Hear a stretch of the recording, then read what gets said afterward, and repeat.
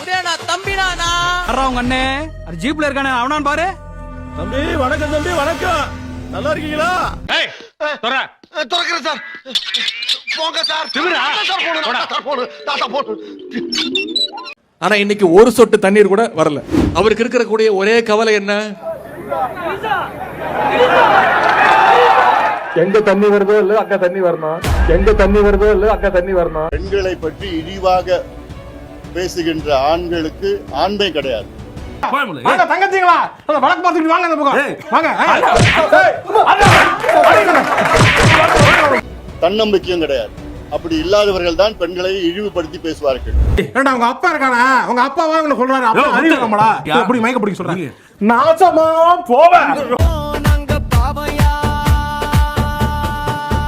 கொத்தடிமையா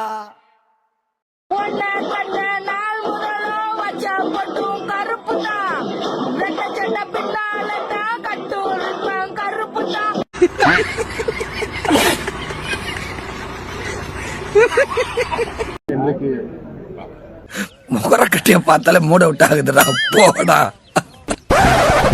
தாவேக அரசு வேளாண் நிதிநிலை அறிக்கையை தாக்கல் செஞ்சிருக்காங்க. மாப்ள வருத்தப்படுறியா? நமக்கு தான் சூடு சுரணே கிடையாது. இது எப்பவும் நடக்கிறது தானே. சும்மா மூஞ்சி அப்படி வச்சுட்டேன். பட்ஜெட் அப்படின்று சொல்வதை விட முதலமைச்சருக்கு முழுக்க முழுக்க ஜால்ரா அடிச்சு ஒரு மிகப்பெரிய பொறாம. ஏன்டா அப்படி இருக்கானுங்க? எவனுமே முன்னேற கூடாதுங்கிறானுங்க. முன்னேறனால பொறாம முடிச்சு அலையிறானுங்க. என்னதான் சொல்றது? மரபுக்கு மீறி இந்த செயல்லாம் செஞ்சிருக்கிறாங்க. அப்படிங்களா? ரொம்ப ரொம்ப சாரி சார். அப்படிதான் பேசுவேன், அப்படிதான் பேசுவேன். அதுல ஏதாவது புதுசா இருக்குன்னு பாத்தீங்கன்னா எதுவுமே கிடையாது. கொலைக்காத நாயும் இல்ல, குறை சொல்லாத வாயும் இல்ல, மொத்தத்துல இந்த ரெண்டும் இல்லாத ஊரும் இல்ல.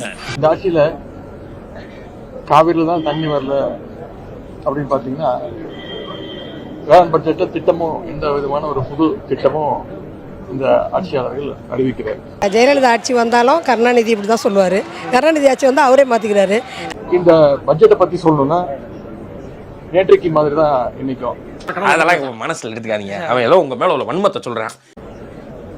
திராவிட முன்னேற்ற கழக அரசுடைய எங்களுடைய அரசும் போது என்னென்ன திட்டங்கள் கொண்டு வந்தோமோ அந்த திட்டங்கள்லாம் பேரை மாற்றி அதுக்கு முன்பு ஒரு வார்த்தையை மட்டும் சேர்த்து, அவங்களுடைய கட்சியுடைய பெயருடைய வார்த்தையை மட்டும் சேர்த்து புது திட்டம் போல சில திட்டங்களை அறிவிச்சிருக்கிறாங்க. ஆனாவது பழைய படத்துல இருந்து ஒரே ஒரு சீன் தான் சுட்டேன். அவன் மொத்த பழைய படத்தையும் சுட்டுவிட்டு புது டைட்டில் வச்சு ஓட்டிக்கிட்டு இருக்கானுங்க.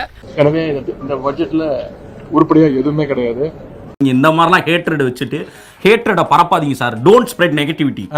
Okay please don't do this. எனவே நாளைக்கு இன்னும் பல்வேறு பிரச்சனைகள் இருக்கு. விவசாயிகளுக்கான பல்வேறு பிரச்சனைகளை பத்தி பேசணும்னு நாளைக்கு கொஸ்டின் அவர் முடிஞ்சோடனே, கேள்வி நேரம் முடிஞ்சோடனே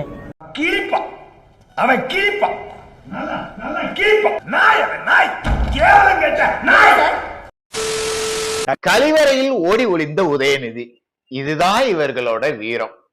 ஏய், சாதாரணமா வந்தவல்லடா திமுககாரன். திமுககாரன்னா சும்மாவா? இவர் தான் மிஸ்டர் ஆபாச உதயநிதி. ஆபாசமா பேசுனதுக்காக இன்னைக்கு இவரை அரெஸ்ட் பண்ணணும்னு வந்திருக்காங்க. சார் எங்க இருக்காருன்னா பாத்ரூம்ல இருக்காரு.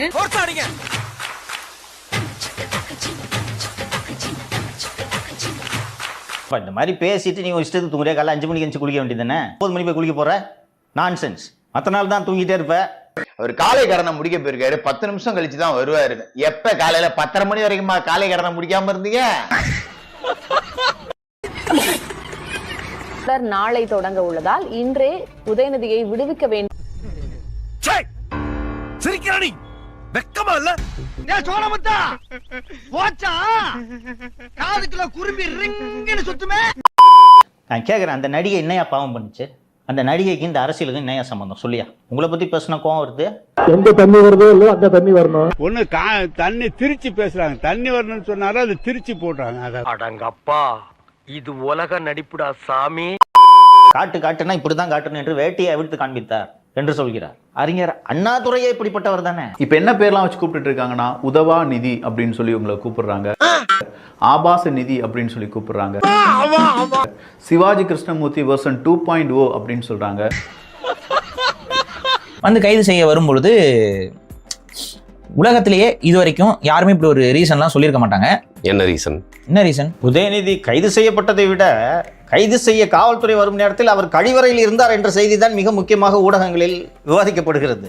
மூத்திரம் வருது, வயிறு வலிக்குது, ஆய் வருதுன்னு சொன்னா எவ்வளவு பெரிய டீச்சரா இருந்தாலும் அவங்களே நம்மள அலோவ் பண்ணுவாங்க பாத்ரூமுக்கு. போலீஸ்கிட்டே அதே சொல்லுவோம். கதாய்க்கல சொல்லியிருக்காரு. ஆமா பார்த்தேன். குத்து வாங்கினாலும் ஓடாம நிக்கிறவன் தான் உண்மையான ரவுடி. ஏன் கழிப்பறையிலே வைத்து கைது செய்தீர்கள், வரவேற்பறையில் வைத்து ஏன் கைது செய்யவில்லை? அவர் அந்த நேரத்தில் கழிப்பறையில தான் இருந்தாரு என்று காவல்துறை வரும்போது உதயநிதி அவர்கள் கழிப்பறையில் ஒளிந்து கொண்டிருந்தார் என்ற செய்தியை உலகுக்கு பட்டவர்த்தனமாக பப்பரைக்கா என்று சொல்லியிருக்கிறார்.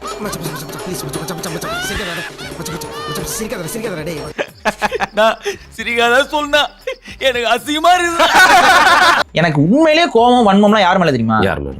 ஒரு டிடிஆர் மேல. ஒரு டிடிஆர் மட்டும் ஒழுங்கா வேலையை பார்த்துட்டு இருந்தா எந்த பிரச்சனையும் வந்திருக்காது தமிழ்நாட்டுக்கு. ஒவ்வொரு அரசு அதிகாரிகளும் அவங்களோட கடமையை தவறும் போது ஏற்படக்கூடிய பாதிப்புகளை பாருங்க. தொடர்ச்சியா நேற்று உதயநிதி அவர்கள் கைது செய்யப்பட்டோடனே நாடாளுமன்றத்துல திமுக எம்பிக்கள்லாம் போராட்டம் நடத்திருக்காங்களே சார். நீங்க எதுக்காக ஜெயிலுக்கு போனீங்க?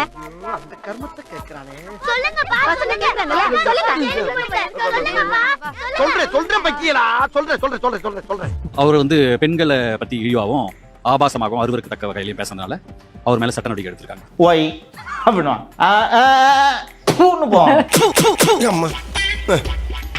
கிளம்ப வேண்டியதானே? ஹலோ தினேஷ், நான் தானே பேசுறேன். எங்க அப்பா பொம்பளை கேசுங்கயா போறாங்களா? நம்ம ஸ்கூல் முழுக்க சொல்லிடு. இதுக்கு ஆர்ப்பாட்டம் பண்ணா துப்புவாங்க. இப்ப பக்கத்து ஸ்டேட் எம்பி கிட்ட எல்லாம் துப்பு வாங்குறதுக்கு தான் நீங்க போய் இங்க 22 பேர் ஆர்ப்பாட்டம் பண்ணிட்டு இருக்கீங்க. கரெக்டா? நேத்தே நேஷனல் மீடியால பிக்கப் பண்ணிட்டாங்க சார். அப்புறம் விடுவாங்களா? நேஷனல் மீடியால டிவிக்கு ஸ்கோர் பண்ணிடுச்சு. DMK has lost. இப்போ பப்ளிக் ஒப்பீனியன் திமுக எதிராக திரும்புது நேஷனல் லெவல்ல. இந்த புரிதல் திமுக யாருக்குமே இல்ல. இந்த தோல்வி கடந்த காலங்களோட தோல்வி மாதிரி கிடையாது திமுக. இங்க பாருங்க, வாழ்க்கைன்னா சில அடிகள் விழத்தா தெரியாப்பா. வாழ்க்கையில சில அடிகள் விழதா செய்யும். ஃபிளாஷ்பேக். மானங்கெட்ட தமிழ்நாட்டினுடைய முதலமைச்சர் உன்னை சட்டமன்றத்துக்குள்ள வச்சு பாத்துக்கிறோம்டா, எலும்பு இருக்காது, ஒட்டச்சிட்டு தான் உன்னை அடிப்போம். 2000 years later. பேச்சுரிமையை பறிக்கக்கூடிய அளவிற்கு சகோதரர் விஜயுடைய ஆட்சி மானங்கெட்ட தமிழ்நாட்டினுடைய முதலமைச்சர் சகோதரர் விஜயுடைய ஆட்சி. லைக் பண்ணுங்க, ஷேர் பண்ணுங்க, கமெண்ட் பண்ணுங்க, சப்ஸ்கிரைப் பண்ணுங்க. நீங்க மூடிட்டு வாங்க.